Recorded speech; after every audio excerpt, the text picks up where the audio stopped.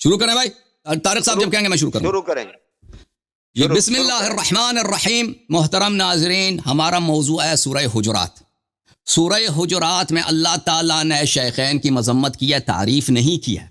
کسی بھی جماعت عمریہ کے عالم نے ان آیات کے نزول کو شیخین کے مناقب میں ذکر نہیں کیا، کیونکہ بہت واضح ہے کہ اللہ تعالیٰ نے مذمت کی. انہوں نے جو عمل بجا لایا، بخاری میں، دوسرے مصادر میں، نسائی میں، ترمذی میں صحیح اسانید کے ساتھ، جن کے سند پہ کوئی اشکال نہیں ہے. سنہ 9 ہجری میں وفد بنی تمیم آتا ہے رسول اللہ صلی اللہ علیہ وسلم کے پاس، اور رسول اللہ صلی اللہ علیہ وآلہ وسلم نے ابو بکر سے نہ انہوں نے کوئی مشورہ طلب کیا، نہ عمر سے کوئی مشورہ طلب کیا. یہ حکم چلاتے ہیں کہ فلان شخص کو تم نے امیر بنانا ہے، فلان شخص کو تم نے امیر بنانا ہے. اور یہ اپنی آواز بلند کرتے ہیں، چلاتے ہیں ایک دوسرے پہ، یہ تماری کرتے ہیں، اختلاف کرتے ہیں اور چلاتے ہیں. تو اللہ تعالیٰ کی جانب سے آیات نازل ہوتی ہیں. کچھ لوگوں کو اللہ تعریف کرتا ہے، کچھ لوگوں کی مذمت کرتا ہے. ابو بکر اور عمر کا شمار مذمومین میں ہے، ممدوحین میں نہیں ہے. اللہ تعالیٰ سب سے پہلے کہتا ہے یا ایھا الذین آمنوا لا تقدموا بین یدی اللہ ورسولہ، کہ ایمان والو اللہ اور رسول پہ تقدم نہ کیا کرو. انہوں نے تقدم کیا تھا نا، بغیر مشورے کے، بغیر استشارے کے مشورہ دیا اور حکم چلایا کہ فلانے کو امیر بناؤ. واتقوا اللہ، اللہ سے ڈرو، ان اللہ سمیع علیم. تو اللہ نے بتا دیا کہ ان کا فعل تقدم ہے، اور تقدم فسق ہے، تقویٰ کے خلاف ہے، واضح طور پر ہے. کیونکہ نبی صلی اللہ علیہ وسلم کی اتباع کرنی ہوتی ہے، اطاعت کرنی ہوتی ہے، اس کے پیچھے پیچھے چلنا ہوتا ہے. اور جو نبی صلی اللہ علیہ وسلم کے اتباع نہیں کرتا اس کا ٹھکانہ جہنم ہے، یہ بہت واضح ہے. اچھا، اس کے بعد اللہ تعالیٰ نے اور بھی بڑھا دیا مذمت کے درجات کو. فرمایا لا ترفعوا اصواتکم فوق صوت النبی صلی اللہ علیہ وسلم، اپنی آواز کو بلند نہ کیا کرو نبی صلی اللہ علیہ وسلم کی آواز پر. ولا تجہروا له بالقول، اور اس کے ساتھ جہر، آواز، بلند آواز میں بات نہ کرو جیسے ایک دوسرے سے بات کرتے ہو. ان تحبط اعمالکم، اگر یہ کام کرو گے تو تمہارے اعمال حبط ہو جائیں گے. وانتم لا تشعرون، اور تمہیں پتہ بھی نہیں ہوگا، تمہیں پتہ ہو یا نہ ہو تمہارے اعمال حبط ہو جائیں گے. تو میرے محترم ناظرین، اس میں تو کوئی شک ہی نہیں ہے، کوئی اختلاف ہی نہیں ہے کہ یہ آیات کا نزول ابو بکر عمر کے لیے ہوئی ہے، لیکن اس سے پہلے بھی نازل ہوا ہے. ان کو پتہ تھا اس کے رسول اللہ صلی اللہ علیہ وسلم کے سامنے آواز بلند نہیں کرنی ہوتی. حدیبیہ کے مقام پر بخاری میں حدیث ہے، دوسرے کتب میں صحیح اسانید کے ساتھ حدیث ہے کہ جب عامر بن سہیل آئے تھے رسول پاک اور ابن مسعود آئے تھے قریش کی جانب سے الچی بن کے، تو انہوں نے واپس جا کر قریش کو یہی بتایا تھا کہ میں کسریٰ کے دربار میں بھی گیا ہوں، قیصر کے دربار میں بھی گیا ہوں، نجاشی کے دربار میں بھی گیا ہوں. جو ادب صحابہ رسول صلی اللہ علیہ وآلہ وسلم اور مسلمان رسول اللہ صلی اللہ علیہ وسلم کے ساتھ رکھتے ہیں، قیصر کے دربار میں، کسریٰ کے دربار میں، نجاشی کے دربار میں ان بادشاہوں کے ساتھ نہیں ہوتا. ان میں سے وجوہ ادب میں سے یہی ایک بتایا تھا کہ یہ جب رسول اللہ صلی اللہ علیہ وسلم کے سامنے یہ اپنی آواز دھیمی رکھتے ہیں. کتب تاریخ میں موجود ہے کہ سہیل جب آئے تھے، سہیل ابن عمرو آئے تھے رسول پاک صلی اللہ علیہ وآلہ وسلم کے پاس حدیبیہ کے مقام پر، اس نے آواز بلند کیا تھا، تو صحابہ نے اس کو کہا تھا کہ آواز دھیمی رکھو، یہاں پر رسول صلی اللہ علیہ وسلم سے بات کر رہے. تو یہ کہ آواز کو دھیمی رکھنا یہ ادب کا تقاضا ہے، احترام کا تقاضا ہے، اور آواز کو بلند کرنا یہ ترک احترام ہے. یہ جمع ان کے کتب میں، بلکہ یہ تو واضح بات ہے، پہلے سے معلوم تھا. میرے محترم ناظرین، میں آپ کو کچھ حوالے دکھا دیتا ہوں. یہ کتاب بخاری چاپ دار احیاء تراث العربی، یہاں پہ ملاحظہ فرمائیے، باب خوف المؤمن من ان يحبط عمله وهو لا يشعر، ان رسول الله صلى الله عليه وسلم خرج يخبر بليلة القدر فتلاحى رجلان من المسلمين فقال إني خرجت لأخبركم بليلة القدر وإنه تلاحى فلان وفلان فرفعت وعسى أن يكون خيرا لكم التمسوها في 7 و9 و5. یہ آیا، یہ دیکھیں اس باب کا عنوان کیا ہے؟ من ان يحبط عمله، انسان کا عمل حبط ہو جاتا ہے.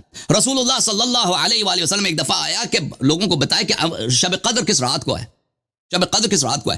دو صحابہ آپس میں جھگڑے کرنے لگے، تو رسول اللہ صلی اللہ علیہ وآلہ وسلم نے فرمایا کہ یہ ان دونوں کے جھگڑے کی وجہ سے اب تم لوگ محروم ہو گئے ہو کہ تمہیں شب قدر کے اعمال کا پتہ چلے، شب قدر کا وقت کب ہے وہ پتہ چلے، تم اس کو تلاش کرو 27ویں میں، 29ویں میں اور 25ویں میں. اچھا، اس حدیث کے ذیل میں فتح الباری میں، دوسرے کتب میں، کہ بخاری نے اس روایت کو یہاں پہ کیوں لایا ہے، یہاں اس روایت کو بخاری نے اس باب میں کیوں لایا؟ باب کا عنوان ہے ہفتے اعمال، ہفتے اعمال۔ وہ ان سب کا یہی کہنا ہے کیونکہ بخاری نے اس لیے لایا ہے اس حدیث کو اس عنوان کے نیچے، اس ترجمے کے نیچے، کیونکہ رفع صوت ہفتے عمل کا سبب ہے۔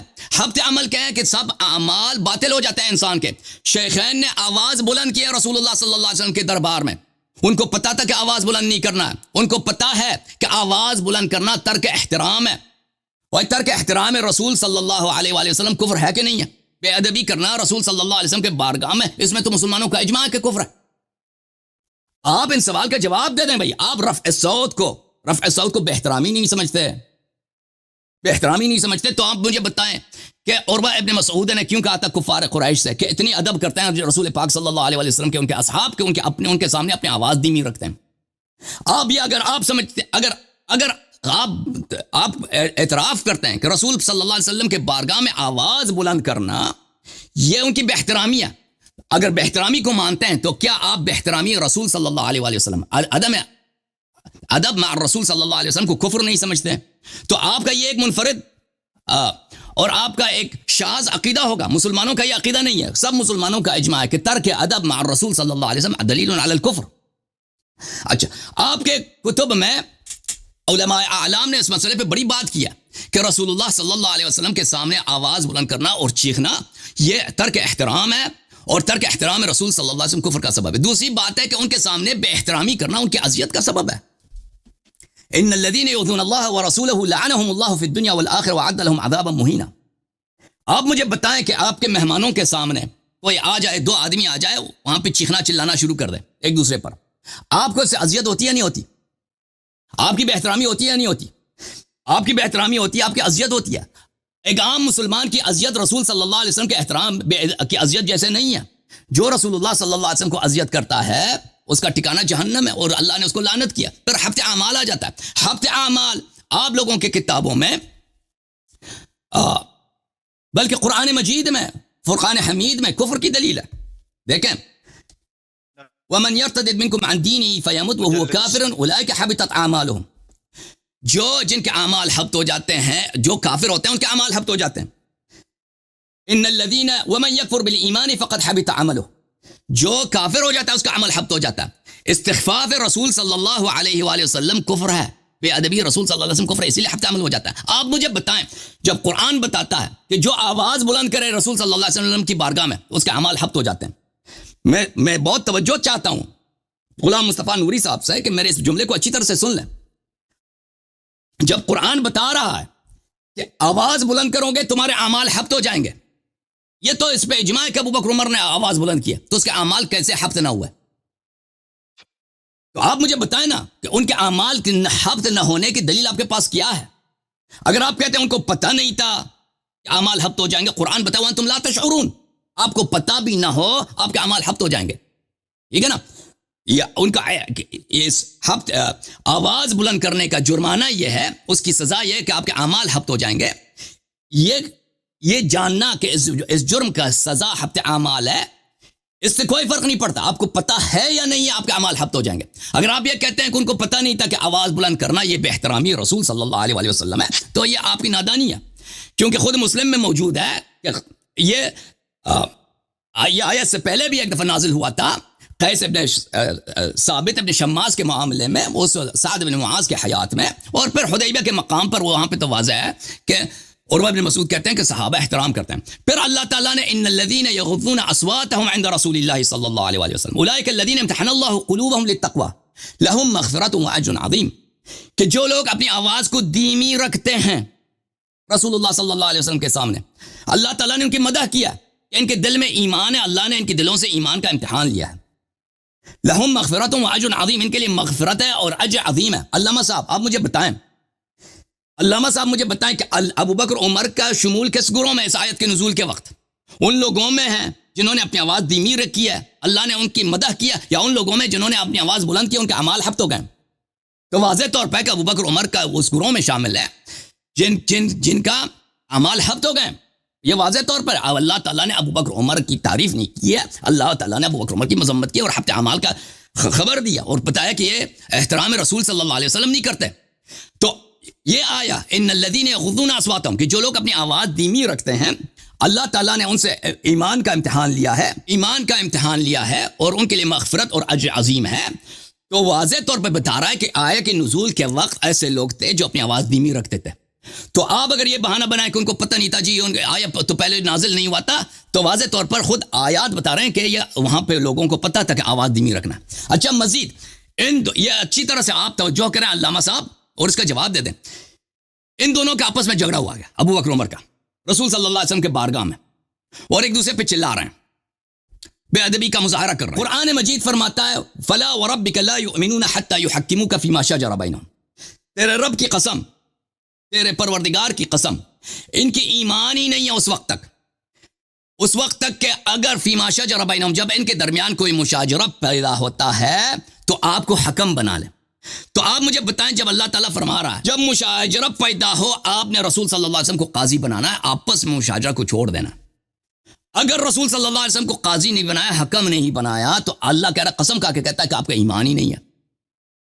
ٹھیک ہے نا؟ تو آپ مجھے بتائیں ابو بکر عمر نے یہاں پہ تو آپس میں چلاتے رہے یہاں تک کہ آیات ان کی مذمت میں نازل ہو گئی ہے. رسول صلی اللہ علیہ وسلم کو ان دونوں نے حکم نہیں بنایا، جبکہ قرآن مجید واضح طور پہ قسم کہہ رہا ہے کہ آپ نے اگر حکم نہیں بنایا ہے تو آپ کا ایمان ہی نہیں ہے. پھر میرے محترم ناظرین اس کے بعد والے آیت کی طرف توجہ کیجیے.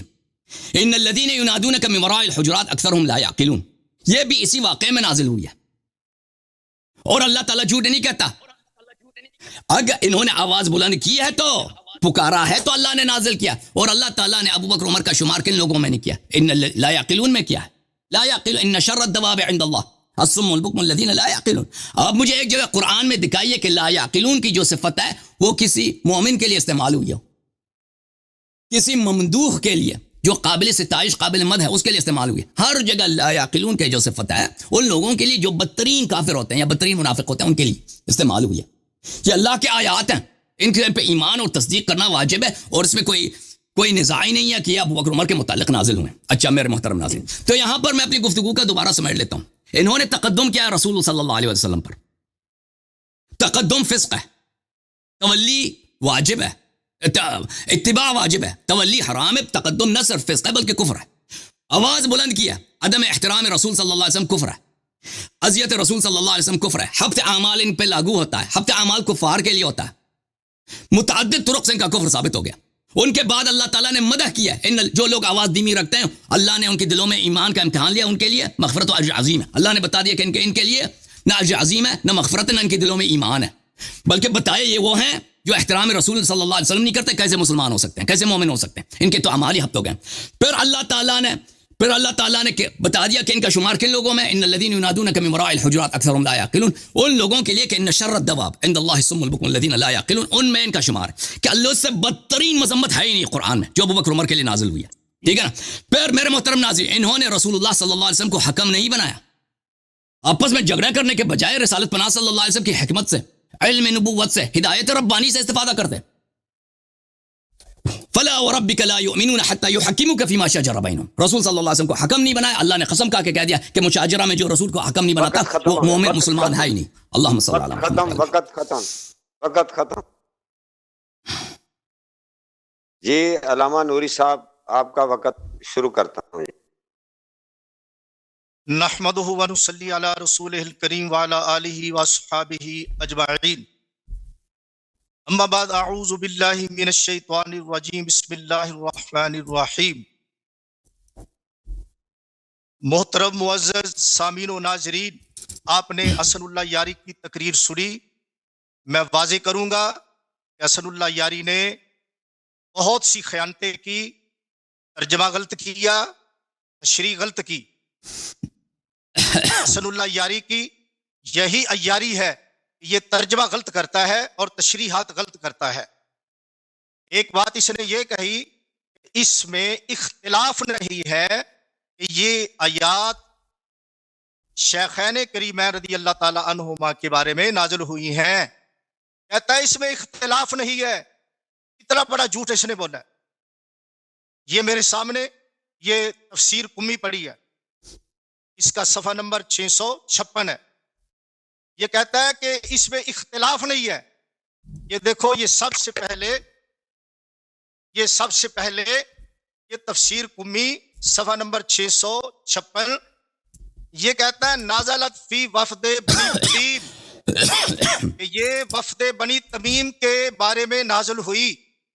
کانو اذا قادموا علی رسول اللہ صلی اللہ تعالی وسلم، جب وہ نبی پاک کی بارگاہ میں حاضر ہوئے، وقفوا علی باب حجراتہ فنادوا یا محمد، حضور علیہ الصلوۃ والسلام کے حجرہ مبارک کے باہر کھڑے ہو کر انہوں نے حضور کو ندا کی، یا محمد صلی اللہ تعالی وسلم اخرج الینا، حضور ہماری طرف تشریف لائیں.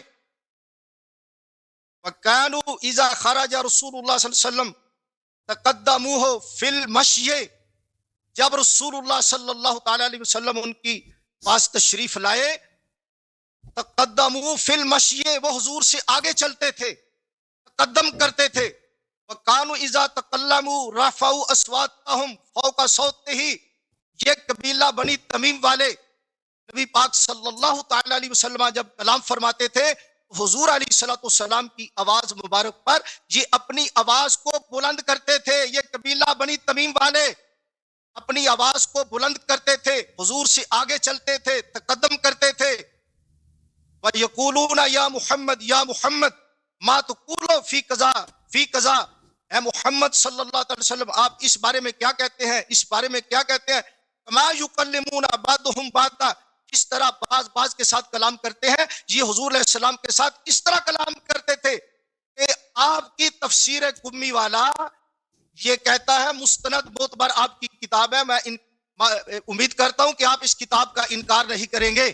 وہ کہتا ہے کہ یہ آیت بنی تمیم کے بارے نازل ہوئی. کیا مطلب؟ کہ بنی تمیم والے حضور علیہ الصلوۃ والسلام کی آواز مبارک سے اونچی آواز میں کلام کرتے تھے. ایک نبی پاک علیہ السلام جب چلتے تھے تو یہ حضور سے آگے چلتے تھے، تقدم کرتے تھے.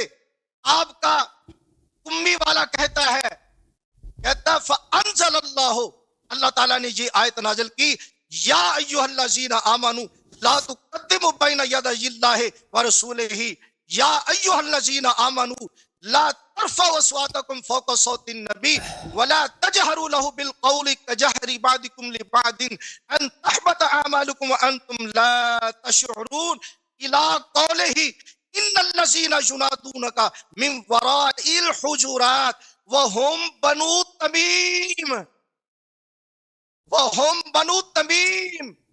یہ آیات بنو تمیم کے بارے میں نازل ہوئی ہیں.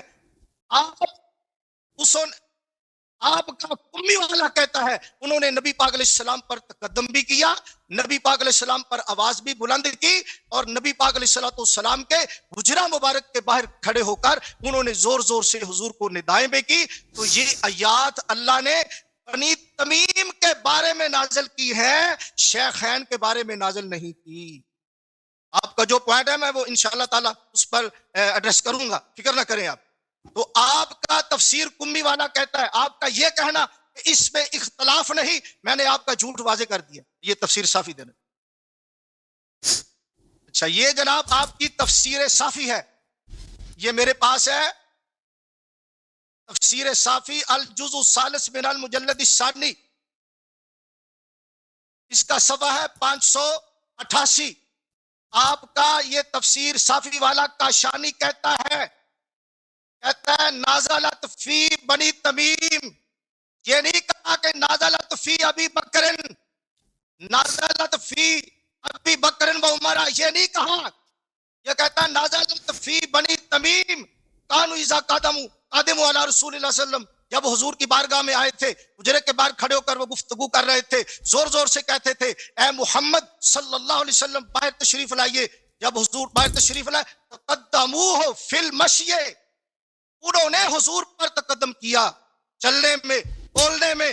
آپ کے مفسرین کہتے ہیں فَأَنزَلَ اللَّهُ، اللہ نے ان آیات کو نازل کیا. آپ کہتے ہیں اختلاف نہیں ہے، آپ کا قمی والا آپ کی بات ماننے کے لیے تیار نہیں، فیض کاشانی آپ کی بات ماننے کے لیے تیار نہیں ہے. اور آپ کا فیض کاشانی کہتا ہے وَفِي الْجَامِ وَفِي الْجَوَامِ، جو آپ کی تفسیر ہے جوامع الجامع پڑھی ہے میرے پاس، اس کی عبارت بھی پڑھ سکتا ہوں.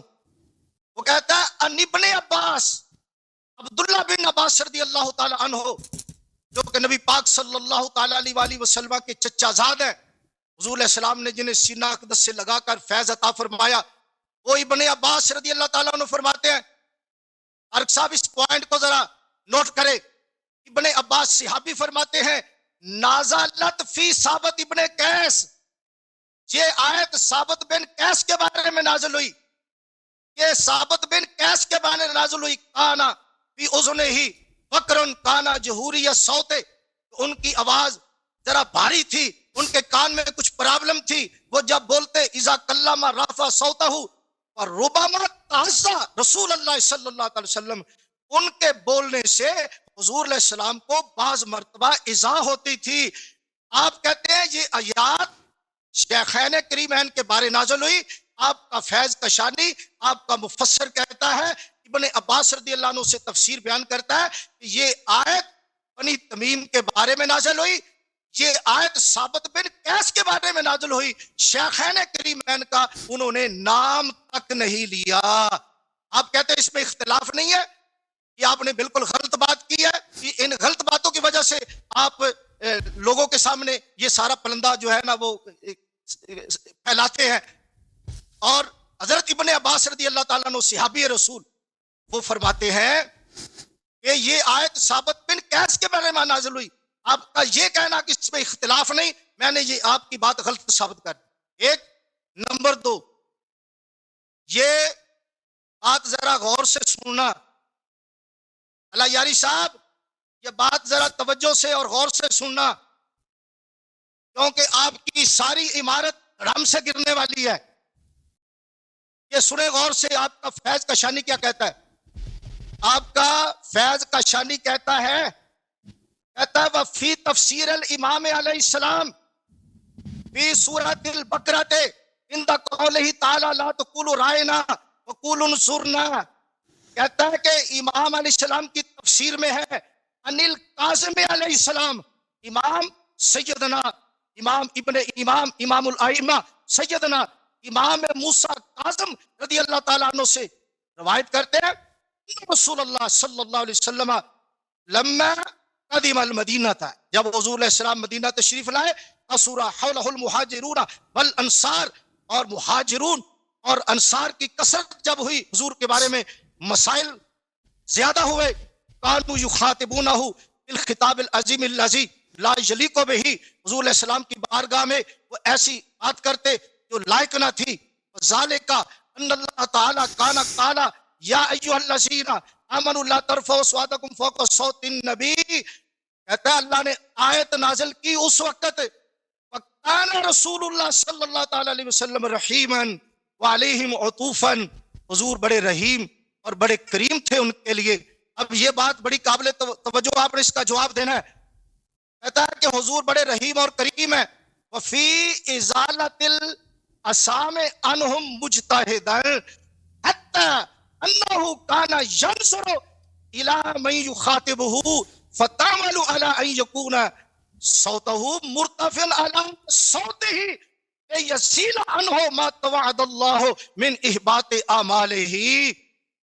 آپ کے امام موسیٰ کاظم فرماتے ہیں نبی پاک صلی اللہ تعالی علیہ وسلم پر جب یہ آیت نازل ہوئی تو اگر کوئی شخص حضور سے اونچی آواز میں بات کرتا تھا تو نبی پاک علیہ السلام اس سے زیادہ اونچی آواز میں گفتگو فرماتے تھے تاکہ اس کے اعمال حبط نہ ہو، اس کے اعمال ضائع نہ ہو۔ اور یاد رہے یہ امام موسیٰ کاظم کی بات نہیں ہے، وسائل الشیعہ میرے پاس پڑی ہے، اگر کہیں گے تو حوالہ دکھا دوں گا، آپ کے وسائل الشیعہ میں یہ بات موجود ہے۔ کون سی؟ اللہ یاری کہیں بے ہوش نہ ہو جانا، توجہ سے سننا۔ امام جعفر صادق رضی اللہ عنہ فرماتے ہیں میری بات میرے باپ کی بات ہے، میرے باپ کی حدیث میرے دادے کی حدیث ہے، میرے دادے کی حدیث میرے آقا امام حسین رضی اللہ عنہ کی حدیث ہے، آقا حسین علیہ السلام کی حدیث میرے آقا امام حسن مجتبی کی حدیث ہے، ان کی حدیث مولا علی شیر خدا کی حدیث ہے، ان کی حدیث نبی پاک علیہ السلام کی حدیث ہے، ان کی حدیث اللہ تعالیٰ کا فرمان ہے۔ آپ کے کسی ایک امام کا فرمان وہ اللہ کا فرمان ہوتا ہے آپ کے نزدیک اور رسول اللہ کا فرمان ہوتا ہے. امام موسیٰ کاظم فرماتے ہیں جب نبی پاک علیہ السلام پر یہ آیت نازل ہوئی, جو کوئی حضور پر نبی پاک علیہ السلام کے سامنے اونچی آواز میں بات کرتا تھا, نبی پاک علیہ السلام اس سے زیادہ اونچا بولتے تھے تاکہ اس کی اعمال حبط نہ ہو. اب حبط عمل والا میرے نبی نے سلسلہ ہی بند کر دیا, اور حبط عمل والا میرے نبی نے سلسلہ ہی بند کر دیا. اور پھر جو تو نے ترجمہ کیا کہ جی آیت نازل ہوئی, گفتگو ہوئی, حبط عمل ہو گیا, اللہ نے آیت نازل کر دی, یہ ترجمہ بھی تو نے غلط کیا ہے. یہ دیکھ, یہ میرے پاس ہے آپ کا ترجمہ حجت الاسلام حافظ فرمان علی, یہ شیعہ ہے, امامیہ ہے, یہ اس کا ترجمہ کرتا ہے لا ترفعوا اصواتکم فوق صوت النبی. وہ ترجمہ کرتا ہے, غور سے سننا, کہتا ہے اے ایماندارو بولنے میں تم اپنی آوازیں پیغمبر کی آواز سے اونچی نہ کیا کرو, اور جس طرح تم آپس میں ایک دوسرے سے زور زور سے بولا کرتے ہو ان کے روبرو سے نہ بولا کرو. پوائنٹ نوٹ کیجئے, اعمالکم سان نہ ہو کہ تمہارا کیا کرنا سب اکارت ہو جائے, سان نہ ہو. سمجھ نہیں آئی, سمجھ نہیں آ رہی اس کی آواز, ہوا نہیں. آپ کا ترجمہ سمجھ نہیں آ رہی آپ کی السلام آواز. آپ کا, آپ کیسے سمجھائے گی؟ اب آپ کو میری بات کیسے سمجھائے گی؟ آپ کا فرمان آڈیو آپ کا ترجمہ خراب ہے بھائی. کرتا ہے, آپ فرمان علی ترجمہ کرتا ہے, کہتا ہے نہیں ساتھ نہیں ہو کہ تمہارے اعمال ضائع ہو جائیں. تو کہتا ہے عمل ضائع ہو گئے, تیرا حجت الاسلام کا اس کا ترجمہ یہ ہے کہ کہیں عمل ضائع نہ ہو جائے. اب یاری تو جھوٹا ہے یا تیرا حجت الاسلام جھوٹا ہے, تو نے ترجمہ غلط کیا یا تیرے حجت الاسلام نے ترجمہ غلط کیا. اور میں اگلی ٹرم میں بتاؤں گا یہی ترجمہ ابرسی نے کیا ہے, یہی ترجمہ تیرے مجموع البیان والے نے کیا ہے, یہی ترجمہ صافی والے نے کیا ہے, یہی ترجمہ اور تیرے مفسرین نے کیا ہے. کہیں ایسا نہ ہو کہ تمہارے اعمال ضائع ہو جائیں, ہوئے نہیں, کہیں ہو نہ جائے. اور جب ہوئے ہی نہیں, حبط اعمال والی بات ہی ختم ہو گئی, تو تیرا حکم کفر غلط ثابت ہوا شیخین کریمین پر, اور یہ حکم کفر تیری طرف لوٹ گیا. اور اللہ قرآن مجید میں فرماتا ہے صراحتاً, واضح طور پر اللہ فرماتا ہے, اللہ تعالیٰ نے قرآن مجید میں واضح طور پر فرمایا ان اللہ لا یہدی ان اللہ لا یضل قوما ٹائم ختم ہو گیا. چلو اگلی بارش اگر کہیں تو میں مفتی صاحب ٹائم ختم ہو گیا, پوری کر دوں.